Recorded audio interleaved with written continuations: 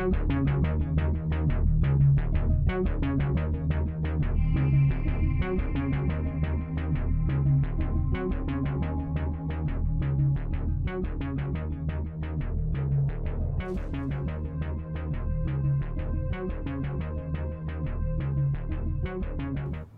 and welcome to the program. Your host, Ron Whitlock. We brought our cameras today to the campuses of University of Texas at Brownsville and Texas Southmost College, where Congressman Raul Grijalva of Arizona brought a congressional hearing to hear why Michael Chertoff is waiving a lot of environmental laws and rules to try and hurry up and build the border wall.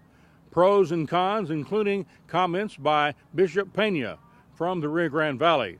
Now we take you inside for many pros and many cons as to why the border wall should and should not be built along the banks of the natural barrier, the Rio Grande River. We're beginning with the most Reverend Raimundo Pena, Bishop of Brownsville. As a man dedicated to pastoral ministry, let me remind everyone here that the issues before the subcommittee should not be used for partisan advantage. We have to guard against policy disputes that encourage or excuse ethnic hostility or discrimination. For many Americans, the emphasis is on the word border. But for us, who have lived in this area for generations, the reality is that community comes first. And our community has existed long before the border was ever drawn. In addition to the existing human community which has thrived in this land for hundreds of years, the Rio Grande Valley houses several wildlife refuges and parks that preserve God's creation.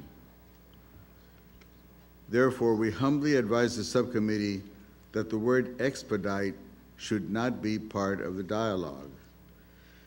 We oppose the construction of the wall because one-dimensional solutions may be simple, but they are often illusions and can make things worse. No fence we can build will be long enough or high enough to wall out the human and economic forces that drive undocumented immigrants into our country. Instead of a wall, we need Congress to pass comprehensive immigration reform. Instead of a wall, we need national policies that help overcome the pervasive poverty and deprivation, violence and oppression that push people to leave their own homes. We need policies that promote family unity, debt reduction, economic development, foreign aid, and fair global trade. These are essential elements that the Church recommends for effective, comprehensive immigration reform. Let me say again that rather than debating the impacts of a wall, what we need is a constructive discussion that neither diminishes our nation nor divides our communities, but instead achieves realistic, practical, and principled steps toward solving the challenges that face our nation. My name is Betty Pettis. I am with No Border Wall.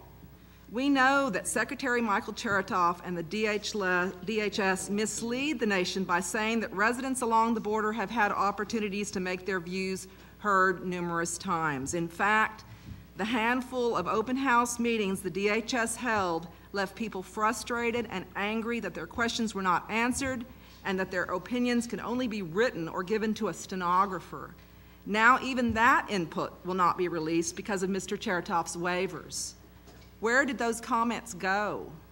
We have a beautiful river, a getaway, a recreational relief from the heat, the dust, and the busy metropolis that most of the valley has become. It is this river that brings birders and butterfliers and an estimated $125 million a year from ecotourism. This river that we will lose access to because of the wall. And the Rio Grande is the basis of a fantastic dream for many of us, the completion of 275 miles of an international green belt running alongside it and across it. In many places along the river, the corridor of wild habitat extends north over the levees.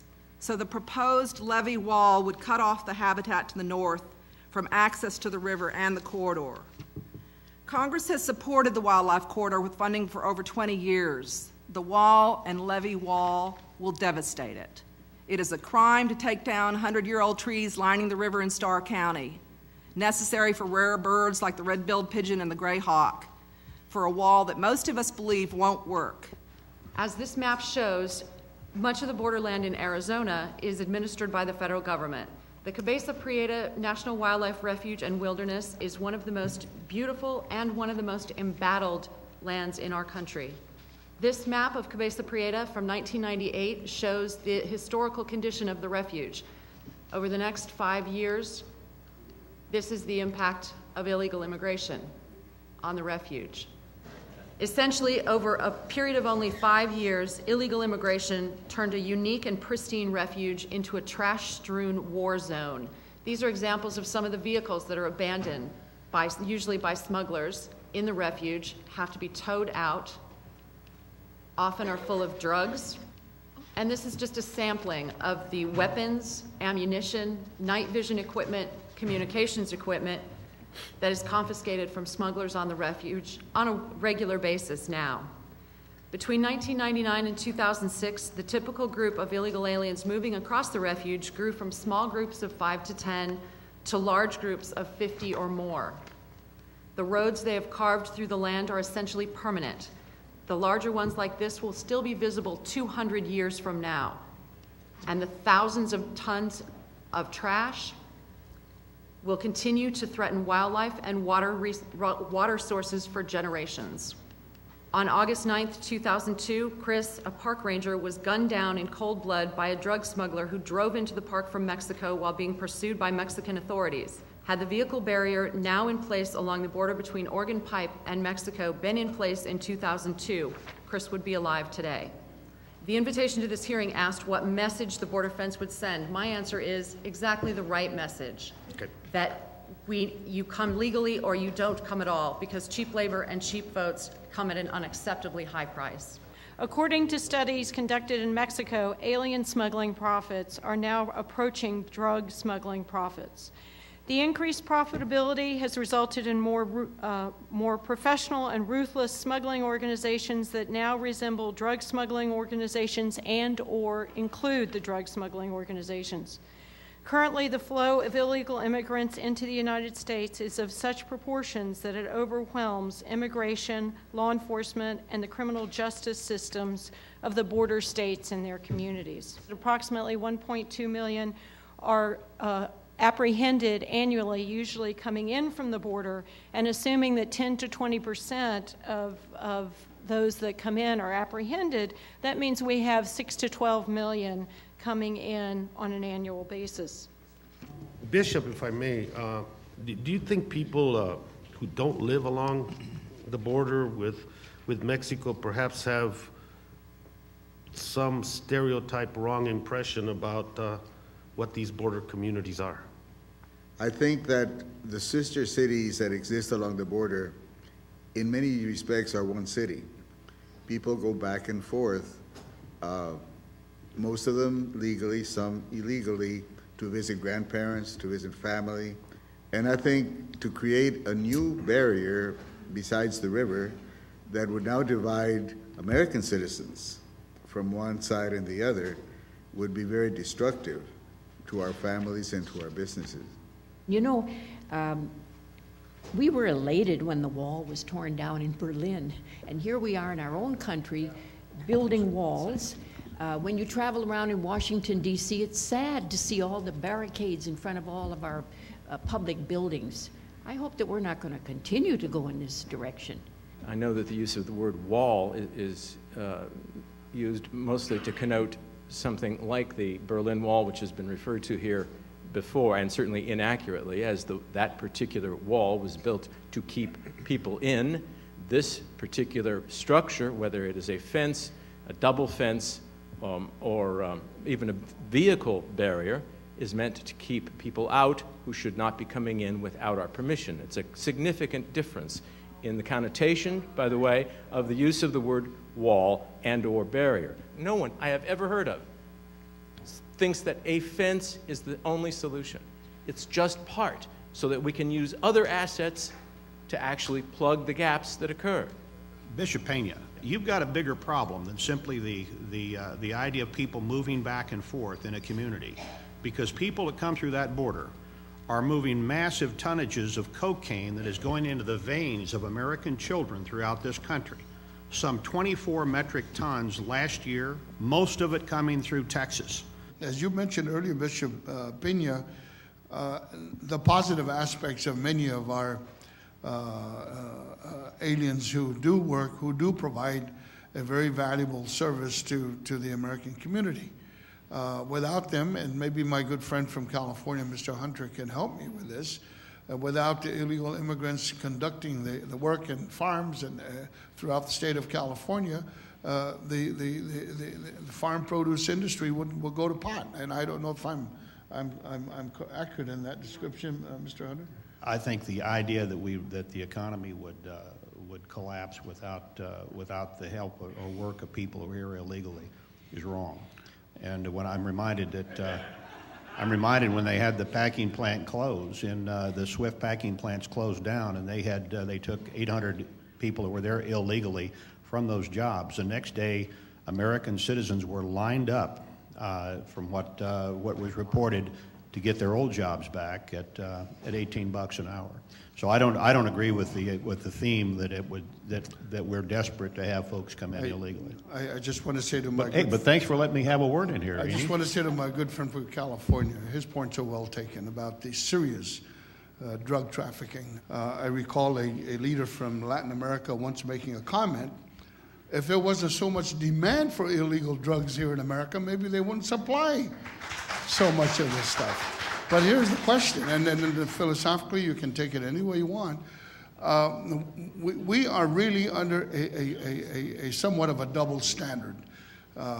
We always point the fingers, and Mexico is the culprit. We've got all these problems, but it's okay to have a free borderline between Canada and the U.S. And I just want to see that there's equity and fairness in the process, and I'm sure that is the intent of Ms. Jenks and Ms. Shand, that some form of protection of the federal government has that responsibility, but it has failed.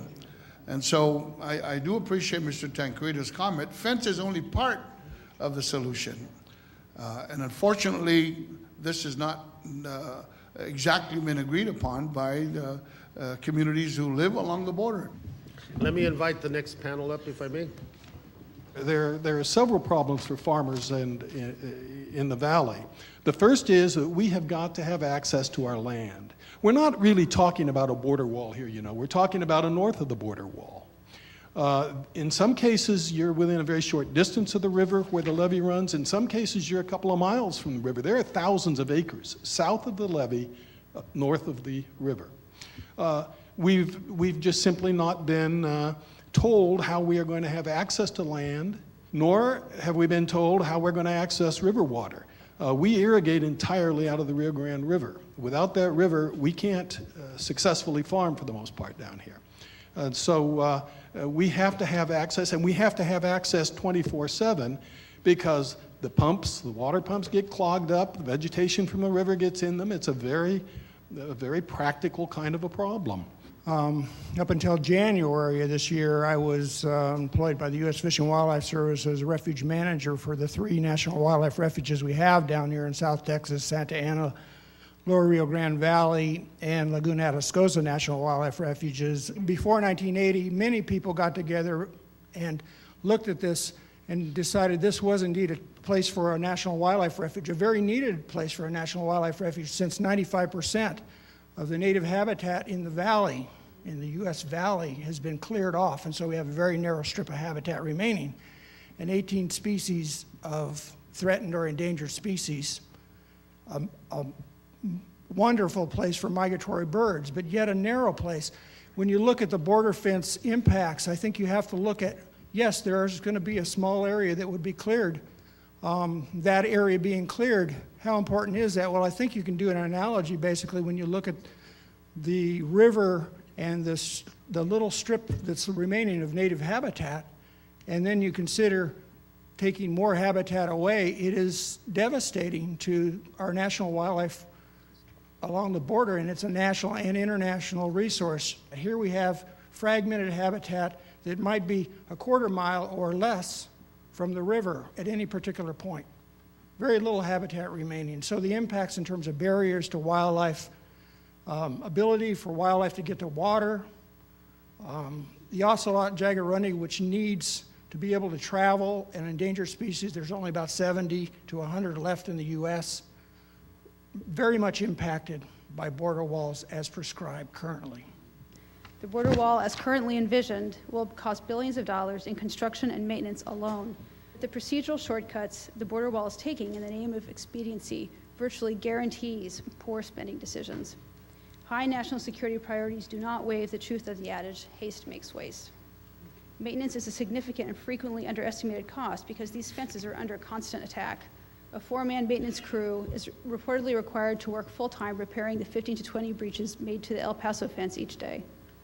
If these are the kinds of problems that arise on projects planned and implemented over several years, think of the waste that could result from rushing a project as costly and complicated as the border wall. Yet that's exactly what waiving these numerous laws under the Real ID Act will do. We agree with lawmakers and the American public that securing our borders is a top national security priority. However, the current border wall plan is more likely to siphon precious resources away from that goal and pump money into an expedient yet ineffective, expensive, and potentially damaging project. This decision will affect every taxpayer from the border of Minnesota to the border of Texas for years in the future, and we owe it to them to do it right. The National Association of Former Border Patrol Officers strongly urge all Americans to come together as a country, a nation, and as one people to fully understand and effectively deal with the serious threat to our public safety and national security from our southern border. We must protect America first. No, one type of fence does not fit all terrain features or situations. However, we have seen dramatic reductions in crime and violence on the United States side where the appropriate fence has been erected, maintained, and patrolled. I'm here to warn the wonderful people of Texas that there are some among us that want to make it easier for the terrorist narco-trafficker to come into the United States illegally. Please see this wolf in sheep's clothing for what it is, a horrendous threat to our public safety and national security. Now, everybody has said today, I think almost everyone on the panel, with rare exception, has agreed that borders are important. There were a couple of people who suggested they were not. They really didn't matter. Borders didn't really exist down here for them. I would suggest that that's not a unique impression for a lot of people in and around this area, that borders don't matter. But let me just suggest to us all that this is not a problem that is faced only by the people in this particular area. They are impacted dramatically by it, undeniably. But so is the rest of the United States of America. There are people here who really don't believe borders are important, especially the border between Mexico and the United States, that wish that it didn't exist, and in their minds, it really doesn't. But for the rest of us, and for the security of the nation as a whole, we have to take into consideration the fact that there are much bigger issues at play here than someone's multiculturalist attitude toward borders. And that's all that I suggest that we all do when we look at this. This is a very serious issue, and if you don't like a fence around or between Mexico and if you don't want a fence between the city and Mexico, I suggest then you build this fence around the northern part of your city. Ms. Peterson, I wrote the law that mandated the double border fence, actually triple border fence, for that smuggler's corridor in San Diego. And there's a very strong humanitarian segment to this. 400 people a year die of dehydration and thirst who are allowed to go across that open border, pushed across by the coyotes, or the guides, who tell them that the road's a mile to the north, and in many cases it's 20 miles to the north. And those people expire in the desert sands of Arizona, New Mexico, California, and Texas. Their lives are worth something more than a statistic that the so-called taxpayers for common sense have inked out. So I think there's a compelling reason to build this border fence for humanitarian reasons, national security reasons, and criminal justice reasons.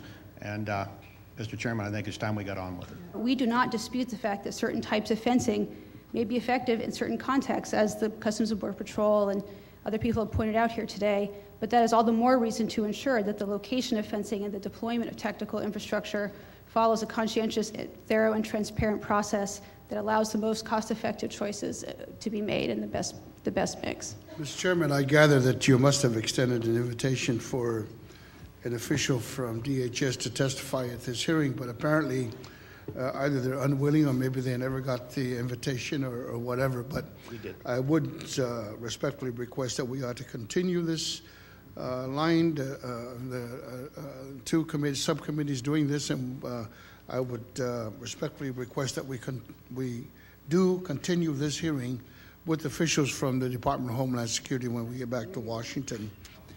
We've heard that if they do build the wall, that they're going to provide a gate so that those people who have many amounts of acre land can use the gate to go and farm on the other side of the gate, which will happen to be now on the Mexican side.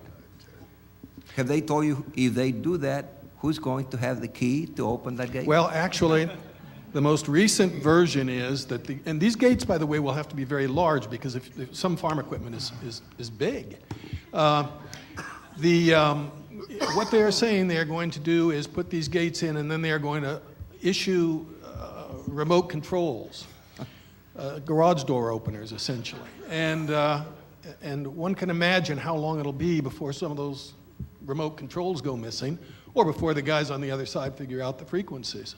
Then they also, because of wildlife, are going to put ports in the gates, doggy doors in the gates, and ocelot doors. It is frankly, Mr. Ortiz, it is some poor engineer's solution whose back is against the wall, literally in this case, when there is no good solution. You know, and my good friend Mr. Hunter was describing a few moments ago that we need to know who's coming into this country. And this is why we have been pushing for a comprehensive immigration bill. The national agricultural community, not just fruit and vegetables, but across the board in this country, has said repeatedly and for a long while that there is a much better answer than any wall. It is comprehensive immigration reform. It's the best way to go. Following the admonishment of the good bishop, that this discussion that we're having has to be a dialogue about solutions, not a diatribe about political grandstanding. It has to be. It's a difficult work. It's complex work, and we're not going to accomplish it by demonizing or dehumanizing people. We're not going to accomplish it by marginalizing communities. The waiver impacts that we talk about today are serious issues. They have environmental impact, social impact, security impact, economic impact, cultural and historic impact. And the reality is that these waivers above that are very, very dangerous precedents for the American people. What community, when you waive the Clean Water Act, is there a community out there whose residents deserve less than clean water for their consumption? Of course not. So as we go forward on this issue, and we will, it is not about how we are going to allow a free flow of unauthorized people into this country. We all on this panel understand that we are a sovereign nation and we need to protect that nation.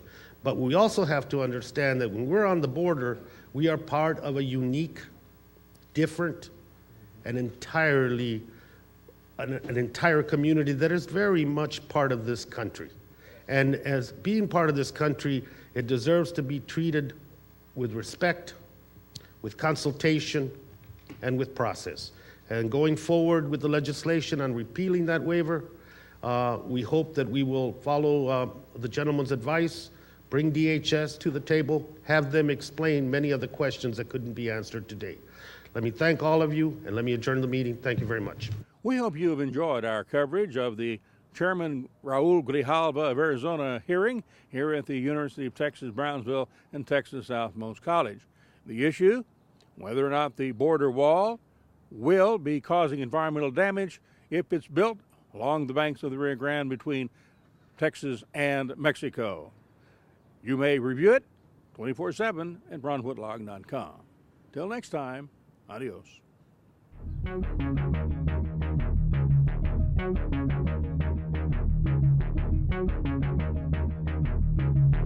Thank you.